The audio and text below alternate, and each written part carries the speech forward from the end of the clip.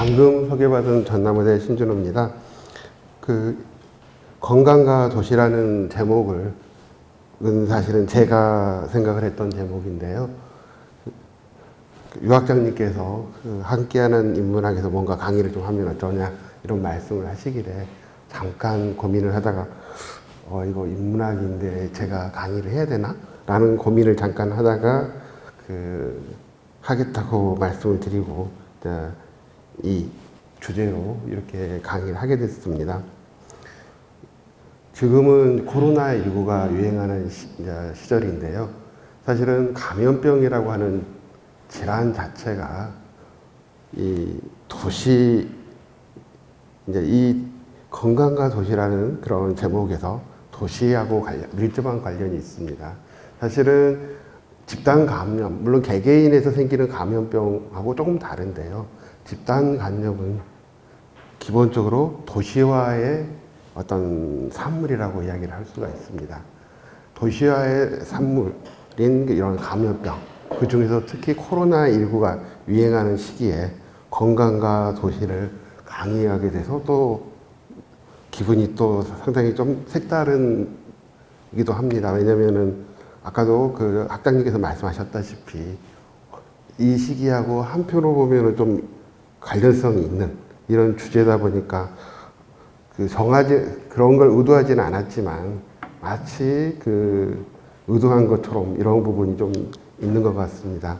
또 하나는 그 시기가 또 그렇다 보니까 이전 같았으면은 아마도 질문들이 거의 없었던 것 같아요. 근데 최근에는 여기저기서 많이 이야기를 하시는 게 코로나19와 관련된 질문들을 또한 많이 하시는 것 같습니다. 그래서 가능하면은 그 강의는 1시간 이내에 끝내고 혹시 이제 제가 이 학교 보건진료소 또 소장이고 또 하나 이제 전라남도 공공의료 지원단 일을 하면서 코로나19와 관련된 직접적인 일은 하진 않지만 자문이라든지 등등 일을 하다 보니까 말씀하시는 내용들이 있어서 그것들을 중심으로 해서 또한 그 강의 내용과 연결해서 혹시 질문이 있으시면 거기에 대해서도 좀 답변을 해드리도록 이렇게 하겠습니다.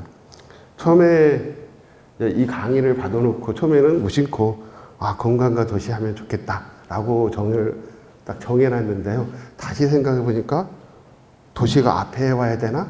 도시가 뒤에 가야 되나? 이런 고민이 생겼습니다. 왜냐면은 이 건강이라고 하는 것 자체는 사람에서 나타나는 어떤 인간들에게 나타나는 건강 관련된 최종적인 산물이라고 볼 수 있습니다. 물론 또 건강을 다 투자의 개념으로 해서 혹시 예전에 한참 사회학자들이 말씀하셨던 건강 투자라는 용어들 들어보셨는지 모르겠는데 투자의 개념으로 보기도 합니다. 그렇지만 1차적으로 생각했던 것은 이 강의를 처음에 하려고 할 때는 도시라고 하는 환경 변화들 이런 것들로 인해서 나타나는 어떤 건강의 문제를 처음에 염두에 좀 뒀었는데요. 그래도 이게 한편으로 생각하면 예방을 하는 사람의 입장에서 건강이 더 먼저 나와야 되는 거 아닌가 싶어서 건강을 앞으로 빼놓기도 했었는데요. 다시 생각하면 도시와 건강으로 이거 바꿔야 되는 거 아닌가 하는 생각을 몇 번을 하다가 그런데 또 다시 생각해 보니까요. 건강이 도시에 미치는 영향이 또 없지가 않더라고요. 그래서 오늘 사실 말씀드리려고 하는 것은 도시에 대한 이야기, 다음에 건강하고 관련된 이야기, 또 이것들이 갑자기 어떤 서로 영향을 미치는지 이런 것들에 대한 이야기들도 이제 과거의 사례들을 통해서 좀 지켜보려고 하고요. 또 코로나19를 겪으면서 또 생각이 조금씩 바뀌게 됐는데요. 이제 가장 큰 이유는 최근에 어떤 기술의 발전하고도 밀접한 관련이 있고요. 예전 같으면 소위 사회적 연대, 솔리다리티라고 하는 걸 굉장히 중요하게 여겼었는데요. 최근에는 이 솔리다리티하고 관련돼서 또 반대되는 소위 사회적 거리두기, 소셜 디스턴싱인데요. 어떻게 보면은 멀리 하자는 이야기거든요. 그러면 이게 연대하고 어떤 관련성이 있을까 하는 부분들, 그리고 또 요즘에 그래서 그런지 몰라도 디지털 솔리다리티라는 용어도 나오기도 합니다. 아무튼 그런 맥락들까지 짚어보고 그러면은 앞으로의 그 도시가 한편으로는 건강하고 한편으로는 안전하면서 또 그 사람들의 건강과 안전이 도시에 또한 그 긍정적인 피드백을 줄 수 있는 방향이 뭘까 하는 이런 것들을 좀 담아서 말씀을 드리도록 하겠습니다. 일단은 도시에 대한 정의는 이것은 제가 위키백과에서 갖고 왔는데요. 아마 그 다른 걸 봐도 크게 차이는 안 날 거라고 생각합니다. 이 도시의 정의는 지극히 근현대 도시를 전제로 하는 것 같습니다. 그래서 도시라고 하는 것이 뭐냐에 대한 정의를 보시면 그대로 읽어보겠습니다.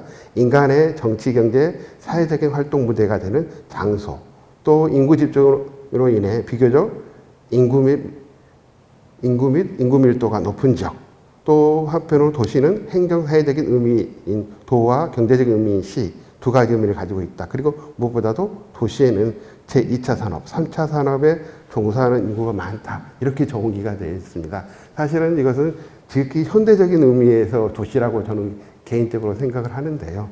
왜냐하면 제가 생각했던 도시는 물론 이런 정의가 크게 다른 건 아닌데요.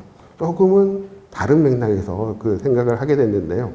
일단은 이 도시와 관련돼서 제가 생각했던 건 가장 큰 것 중에 하나는 인간들이 살아가는 생활 양식이 바뀌어가는 것과 밀접한 관련이 있다고 생각을 합니다. 처음에 인류가 나타날 때는 사냥을 통해서 또 채집을 통해서 먹고 살았었죠. 이때는 그 말 그대로 손에서 입으로 다시 말해서 버는 것을 그날그날 해치우고 저장이라고 하는 것이 불가능한 다시 말해서 잉여가 존재하지 않는 세상이었던 건데요.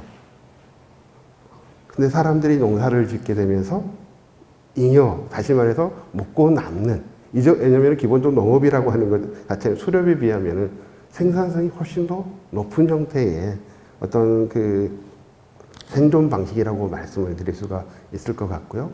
그리고 이제 그 농업의 기술 혁신 또 기타 산업화, 사실은 도시화가 더 먼저고 산업화는 그 다음이긴 한데 어쨌든 그런 과정들을 거쳐서 도시화의 과정들을 거치게 되고 도시 생활을 하게 됩니다. 그러면서 아까도 이제 도시에 대한 정의에서 보다시피 1차 산업보다는 2차 산업이나 3차 산업에 관련된 인력들이 더 늘어나게 되는 거죠. 그럼 이와 같이 바뀌게 되는 건 뭐냐? 저 개인적인 생각은 결국은 잉여라고 하는 개념이 굉장히 중요하다는 거고요. 잉여가 발생할 수 있는 것은 기술 혁신이고 기술 혁명이거든요. 그 기술의 혁명이 가장 크게 나타났던 거, 어떻게 보면 그 인류의 큰 변화를 일으켰던 것들은 농업혁명이라고 생각을 합니다. 농업혁명이라는 말은 조금 이따 다시 정리를 하겠지만 그 용례들을 찾아보면 굉장히 많이 있는데요. 가장 우리에게 익숙한 농업혁명은 신석기대의 농업혁명입니다. 다시 말해서 이전에 농사를 짓지 않던 수렵하고 채집하던 구석기 사람들이 농사를 짓는 신석기 사람으로 바뀌게 되는 이 시기죠. 그래서 근데 그게 좀 이따 말씀드리겠지만 과연 정말 긍정적이냐는 것은 또 되짚어 볼 필요가 있습니다. 어쨌든 이런 농업을 통해서 정주를 하게 되는데요. 근데 또 거기에 대해서 반대 의견을 가지신 분들도 있더라고요. 정주가 먼저고 농업은 그 뒤에 따라왔다. 저는 선후관계가 그렇게 썩 중요하다고 생각지는 않습니다. 어쨌든 잉여가 발생하는데 이전에는 그 임산물들을 채취했던 사람들 농산물들을 키우고 그리고 이제 생산성이 증가를 하면서 그 남는 농산물들이 있었을 텐데요. 그것들을 저장하고 이제 이러다 보니까 옛날 같으면 모두 죽으라고 뛰어다니면서 일을 해야만 먹고 살았었는데요.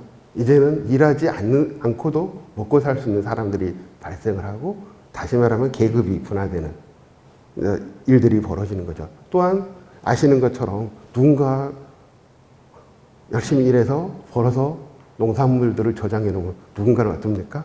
그걸 또 약탈하고 싶어 하는 사람들도 있죠. 다시 말하면 놀고 먹고 살 수 있는 방법은 여러 가지가 있는데요. 기술 혁신을 통해서 많이 생산하고 그것들을 자기가 직접 생산하지 않고 다른 사람을 부리는 방법도 있고 그것이 결국 그 당시로 보면 계급 분화였겠죠. 그래서 그 장이 돼서 아랫사람을 부리는 방법. 또 하나 같이 뜻을 맞는 사람들이 합쳐서 나무 동네 가서 약탈해 오는 방법. 이런 부분 형태로 가면서 점차 도시화되는 이런 과정들을 거쳤다고 생각을 하고요. 그것의 기본적인 전제 조건은 기술혁명, 당시로 보면 신석기 농업혁명이라고 생각을 합니다. 그래서 아까도 말씀드렸던 것처럼 이와 같은 농업혁명의 주요한 용례들을 보니까요.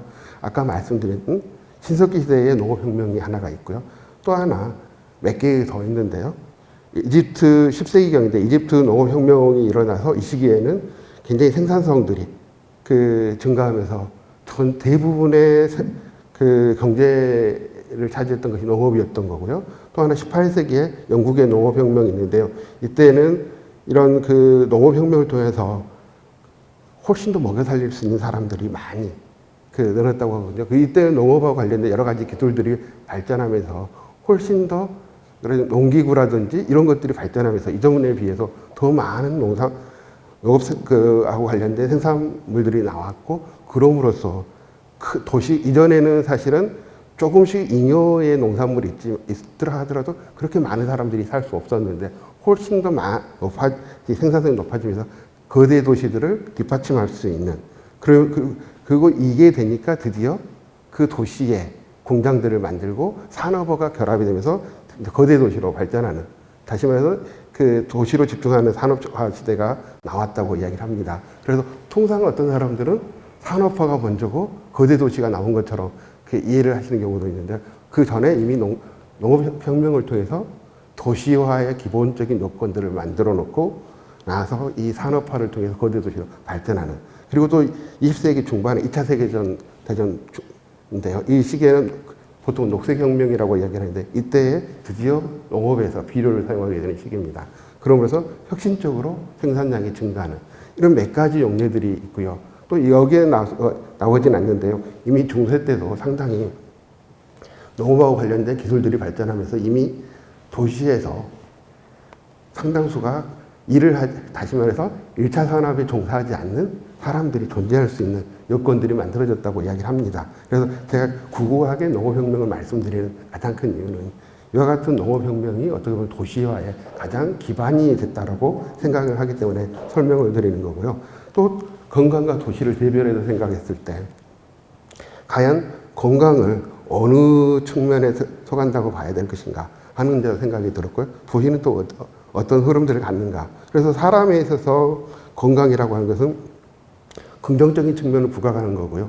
한편으로 부정적인 측면을 가장 극단으로 이야기를 한다면 죽음이 될 것 같고요. 도시는 또 긍정적인 것은 건설해서 운영하는 것, 그리고 또한 부정적인 측면들을 강조하는 멸망이 될 것 같아요. 그래서 사람이라고 하는 것 자체는 사실은 누군가가 만들어주지는 않았잖아요. 자연 발생적인 그런 측면으로 생각을 했었고요.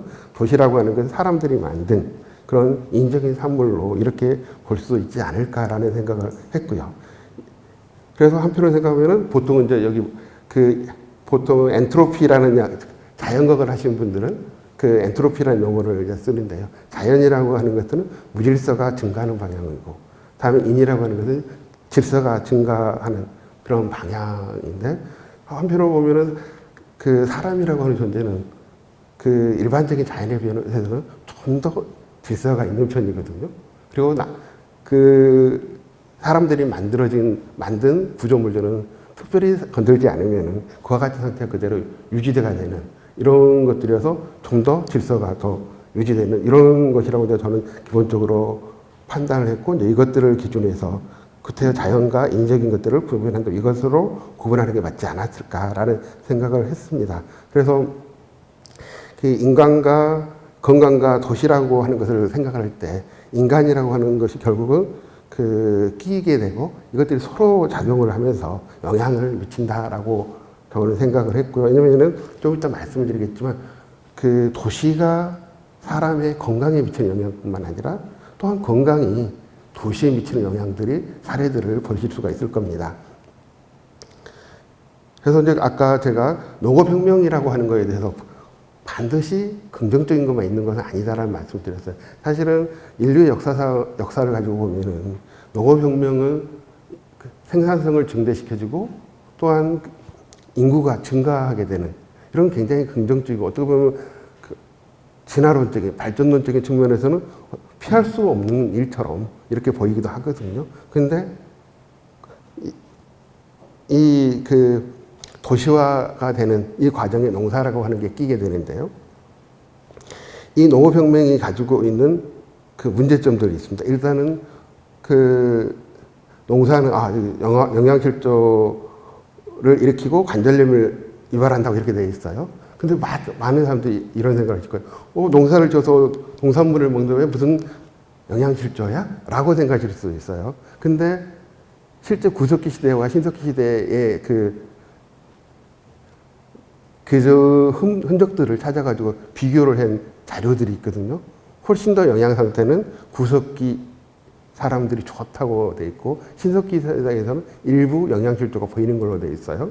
또 이분들이 농업이라든지 이런 걸 하면서 관절염이나 이런 문제들을 일으키는 걸로 돼 있고요. 정착 생활을 하면서 인구가 증가되고 생활 범위가 좁아지면서 전염병, 감염병이 생기는, 다시 말해서 감염병이라고 하는 것은 다 따로따로 살 때는 그다지 문제가 되지 않은 질환이었는데요. 사람들이 좁은 지역 내에 밀착해서 지내면서 발생하는 이런 질환인 거죠. 또 아까도 이제 말씀드렸던 농사로 인해서 잉여가 발생함으로써 또 먹고 노는 사람들이 생기면서 계급이 분화되는 이런 문제들이 생기는데요. 이제 이게 몇 가지 지표들이 있더라고요. 구석기 시대의 수렵 채집인인 남성 평균 수명이, 물론 이건 다 추정입니다만은 35.4, 여성은 30세 이렇게 살았다고 이야기하거든요. 그리고 농업혁명 이후의 인류인 신석기 말의 남녀의 평균 수명은 남자가 33.1, 여자가 29.2. 다시 말하면은 어쨌든 간에 40을 못 넘기는 이런 것이었는데, 그럼에도 불구하고 신석기가 훨씬 더 구석기 때보다 수명이 짧은 걸 아실 수가 있고요. 또 남자의 신장을 보시면 대부분의 구석기 시대의 남자들은 177cm였다고 이야기를 하고요.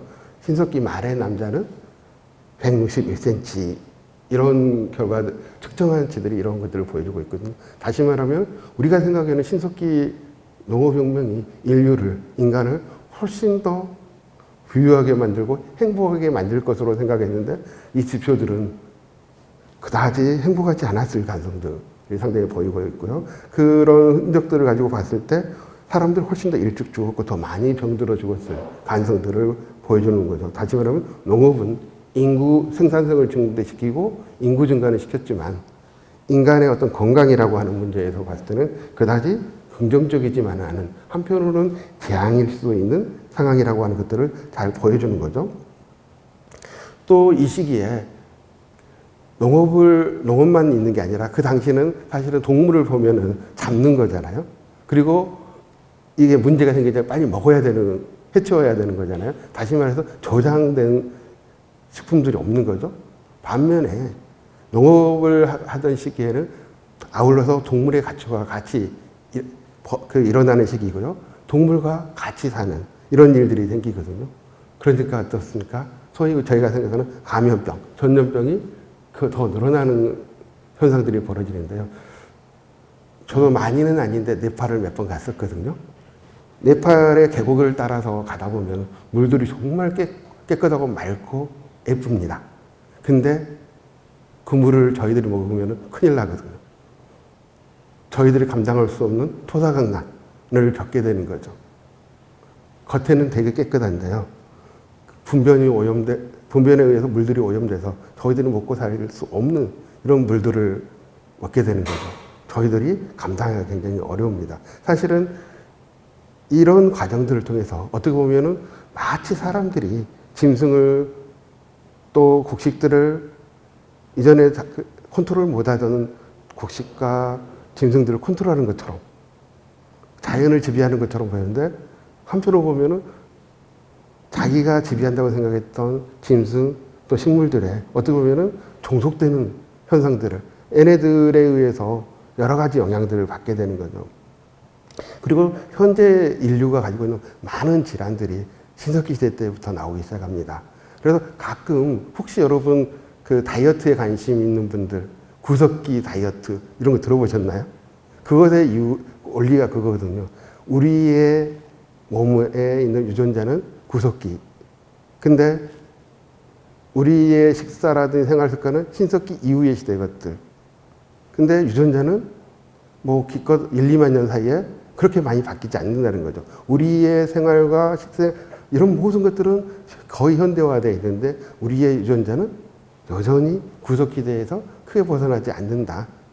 이런 것들이고, 제가 구석기 다이어트를 이야기하려는 건 아닌데요. 어떤 이런 조건들이 이 신석기 시대의 이런 농업혁명과 밀접한 관련들이 있습니다. 그래서 지금도 가끔씩 그 비만에 관련된 책들을 읽다 보면 재밌는 구절이 나오는데요. 비만이라고 하는 것은 굉장히 우리가 그 굶주림으로부터 잘 적응할 수 있는 유전자가 비만을 일으키는 유전자거든요. 그러니까 어떻게 보면 인류의 생존에 굉장히 도움되는 유전자인데요. 그래서 그 비만과 관련된 유전자를 라이트진이라고 이야기를 합니다. 좋은 유전자죠. 근데 좋은 유전자가 좋은 시기를 만나지 못하고 부적절한 시절을 만나서 고생하는 거죠. 그래서 비만이 발생한다고 이런 표현들을 씁니다. 아마도 이 유전자를 가지신 분들은 구석기 시대를 살았으면 굉장히 건강하게 잘 사셨을 수 있습니다. 그리고 훨씬 더 생존력도 강한 이런 사람들이었을 텐데 시대를 잘못 만나서 굉장히 고생하시는 거죠. 그래서 저희들은 비만인 분들을 볼 때 항상 위로를 해야 됩니다. 시대를 잘못 만나서 고생하신다. 아무튼 이런 신석기 농업혁명이 가지고 있는 그런 문제들에 대해서도 또 볼 수가 있는 거죠. 이와 같이 도시화가 사람들에게 미치는 영향의 일부를 이제 보여드린 거고요. 또 하나는 도시 환경이 그 건강에 미칠 수 있는 영향들에 대해서는 건강 모형을 가지고 조금 말씀을 드리고자 합니다. 건강 모형에는 여러 가지가 있는데요. 사실은 보통 우리가 감염병을 이야기할 때는 단일한 인자, 감염병을 일으키는 균이 사람에게 병을 일으킨다라고 이야기를 합니다. 근데 그와 같은 그 건강 모형은 설명을 못하는 것들이 꽤 많이 있습니다. 특히 도시 환경이라든지 이런 것들이 어떻게 우리 건강에 영향을 미치는가에 대해서는 잘 설명을 못하는데요. 이럴 때 사회생태학적 모형이라든지 수레바퀴 모형을 통해서 조금 더 잘 설명할 수 있습니다. 왜냐하면 좀 더 다양한 원인들이 건강에 영향을 준다라고 하는 관점에서 이야기를 하는 모형입니다. 영어로 제가 한글로 된 걸 못 찾아서 영어로 된 걸 어쩔 수 없이 올려놨는데요. 이게 둘 다 어떻게 보면 사회생태학적 모형입니다. 그 건강을 좀 더 그 보기 쉽게 한글로 된 것부터 말씀을 드리겠습니다. 이게 건강이 중심축이고요. 이와 같은 건강을 결정하는 것은 기본적으로 인체 생리, 다시 말해 유전적인 것들이 영향을 주고 또 하나는 생활 습관들, 다음에 주변 환경의 사회적, 심리적, 물리적 환경을 다 포함을 하고 해서 말하고 있습니다. 그리고 의료제도, 다시 말해서 보험이라든지 등등 이런 것들을 통해서 치료를 잘 받을 수 있는 여건이냐, 이 네 가지가 건강을 결정한다고 이야기를 합니다. 보통은 우리가 보통 이야기할 때는 이런 유전이라든지 이런 부분들, 여기에는 그 또한 나머지 생물학적인 환경들, 이런 것들이 우리에게 그 병을 일으킨다라고 설명들을 많이 하는데요. 이 사회생태학적인 모형에서는 단순히 그런 거, 유전적이거나 이런 것뿐만 아니라 나머지 환경이라든지 제도라든지 또 개개인이 선택하는 생활 습관이라든지 이런 것들이 다 복합적으로 결합을 해서 이 건강이라고 하는 걸 결정한다라고 하는 모형이고요. 이 모형도 유사합니다. 여기 연령이라든지 성 등등 생물학적인 요인, 또 개인의 행태, 또 하나는 사회 환경적인 요인들, 이것들이 결합돼서 그 건강을 결정한다고 하는 모형입니다. 제가 이 말씀드리는 것은 건강이라고 하는 게 보통은 흔히 하는 말로 병을 일으키는 그 단일 원인, 예를 들어서 지금 현재 코로나19 같으면 코로나 바이러스에 의해서 병이 생긴다고 생각을 하지만, 근데 모든 사람이 코로나 바이러스에 노출됐다고 해서 사실은 코로나19가 발생하지는 않거든요. 일부는, 물론 모든 사람이 그렇지는 않습니다. 특히 코로나19 같으면 그 전염력이 상당히 높은 질환이 돼서 상당한 그 뭐랄까 양으로 노출이 되면 많이 걸립니다. 근데 설령 이게 노출이 돼서 질환이 진행되더라도 어떤 사람은 전혀 문제 없이 다시 말해서 무증상으로 잘 지내고 일정한 시간이 지나면 회복을 합니다. 어떤 사람은 걸려가지고 여러 가지 증상을 호소하다가 치료가 되는 사람이 있고요. 어떤 사람은 소위 접촉이 돼서 노출이 된 지 얼마 안 됐는데 숨가쁘하고 굉장히 힘들어 하다가 놀래가지고 병원에 가서 엑스레이 찍어봤더니 폐가 하얀, 쉽게 말해서 거의 기능을 못하는, 흔히 말하는 중증 코로나인 경우인데요. 이런 분들은 바로 산소 투입을 하고 치료를 해야만 생존이 가능하죠. 이게 굉장히 개인차가 심합니다. 동일하지가 않는 거죠. 이런 여러 가지 것들이 있는데 사실은 단순하게 한 가지 인자만 가지고 설명할 때는 이와 같은 부분들이 설명이 되지 않습니다. 그래서 제가 이제 말씀드리려고 하는 것은 주로 이 건강이라고 하는 것이 여러 가지가 있지만 오늘은 주로 물리적인 환경, 도시라고 하는 것을 위주로 해서 그 말씀을 드리고자 하는 거고요. 도시가 그런 여러 가지 것들을 결정하는 것 중에 중요한 요소 중에 하나다라고 말씀드린 거고요. 도시 발전이 그러면 건강에 어떻게 영향을 미치는가? 혹시 영어로 조닝이라고 하는 표현들, 존 이런 얘기도 많이 들어보셨죠? 특정한 구역을 우리가 보통 존이라고 이야기하고요. 그 구역들을 다 나누는 걸 조닝이라고 이야기를 합니다. 미국의 도시들에서 아주 대표적으로 나타나는 거고요. 우리나라에서도 아마도 고양시 일산구를 가면은 그것들을 가장 잘 느낄 수 있습니다. 주거지역, 상업지역, 이거 명확히 구분이 돼 있어요. 그리고 그 주거지역 내에는 일반 이런 상업이라든지 등등등이 못 들어가게 돼 있고 학교시설은 또 따로 구역이 돼 있고요. 이 지역에서는 쇼핑하러 가려면 차를 몰고 가야 됩니다. 강주의 웬만한 지역들은 아직까지는 막 뒤섞여 있어가지고 그런지가 않죠. 미국이 아주 대표적인데요. 미국은 이렇게 조닝이 아주 잘 돼 있다 보니까 커피 한 잔 마시러 가려고 해도 차를 몰고 가야 되고, 뭐 쌀국수 하나 먹으려면 2시간 동안 차를 몰고 가야 되고, 뭐 등등등 이런 일들이 발생을 하죠. 그래서 자동차로 이용하는 거죠. 미국에서 자동차는 우리나라 신발하고 똑같습니다. 다시 말해서 자동차가 아니면은 밥 한 끼 먹기도 힘든 거고요. 다시 말하면 걷지 않게 됩니다. 그래서 요즘에는 이 조닝에 대해서 다시 생각을 하고 있고요. 이런 구역들을 지금처럼 크게 잡을 게 아니라 좀 더 적게 잡아서 이걸 믹스하는, 랜드 유스 믹스라고 하는데요. 그 땅을 혼합하는, 사용을 혼합하는 이런 설계들을 다시 요즘들 하고 있습니다. 그래서 도시를 재설계하는 거죠. 그래서 걷게 만드는 도시, 자전거를 탈 수 있는 도시. 그러면서 신체 활동을 증가시키고 또 이러므로서 어때요? 단순하게 걷거나 자전거만 안 타는 게 아니라 자동차를 덜 이용하게 되고 다시 말해서 대중교통도 일부 포함합니다. 어쨌든 이산화탄소를 감소시키는, 그래서 훨씬 더 사람들에게 건강하게 만드는 도시로서 이렇게 탈바꿈을 하는 이런 것들이죠. 우리나라에서는 못 찾았는데 미국에서는 어떤 지역을 사이트가 있는데 어떤 지역을 딱 누르잖아요. 나 여기 이사 가고 싶다고 딱 누르면은 워커빌리티, 바이커빌리티라고 하는 걸 계산해서 딱 보여주는 그런 홈페이지가 있습니다. 이 지역으로 가면은 훨씬 더 걷기가 좋아. 걷기에 유리한 환경이야. 자전거 타기에 더 유리한 환경이야. 이것들을 보여주는 사이트가 있더라고요. 그리고 어플도 있어요. 딱 가서 누르면은 이 동네는 워커빌리티가 얼마입니다. 이 동네는 바이커빌리티가 얼마입니다. 하는 걸 보여줘요. 그러면은 훨씬 더 건강을 고민하시는 분들은 어때요? 이와 같은 수치가 높은 지역들을 더 선호하고 이쪽으로 이사를 가겠죠. 그래서 도시 설계가 사실은 어떻게 건강에 영향을 미치는가 하는 것들을 좀 보여줄 수가 있는데요. 사실은 이거 말고도 더 있지만 일단 이것만 보여드리고 넘어가겠습니다. 또한 반대로 건강이 도시나 사회에 미치는 영향을 보여줄 수 있는 사례들이 있는데요. 세계사를 뒤바꿨다고 하는 대표적인 질환 중에 하나가 흑사병이고 또 하나 제 생각에는 스페인 독감이 아닌가 싶은데요. 그 패스트, 보통 이제 흑사병이라고 하는 용어는 좀 이따 다시 설명을 드릴 텐데요. 보통 패스트라고 똑같이 생각하시면 됩니다. 1350년 무렵에 흑사병이 유럽을 강타했고요. 인구의 3분의 1 정도가 그 죽었다고 이야기하면 대략 한 1억 정도가 죽었다고 이야기를 하거든요.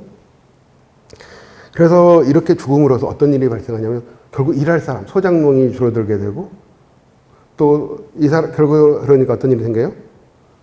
소작농이 있어야 농사를 지을 거 아닙니까? 노동력이 부족해지는 거고요. 그러니까 노동자들도 어때요? 농업 노동자들도 지주하고 한판 할 만한 거죠. 왜냐하면 수가 적거든요. 당신 우리 임금 적게 주면 같이 일 안 할래. 이렇게 버틸 수가 있게 되는 거죠.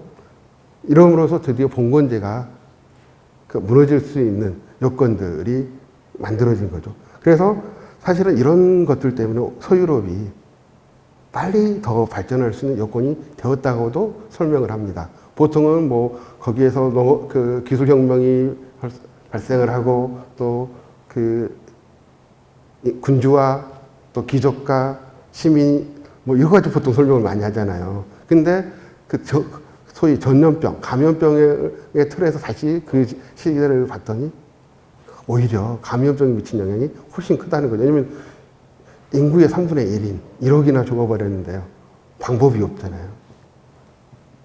그리고 그러다 보니까 이제 그 소위 지주, 귀족의 입장에서도 새로운 기술혁명이 필요한 거죠.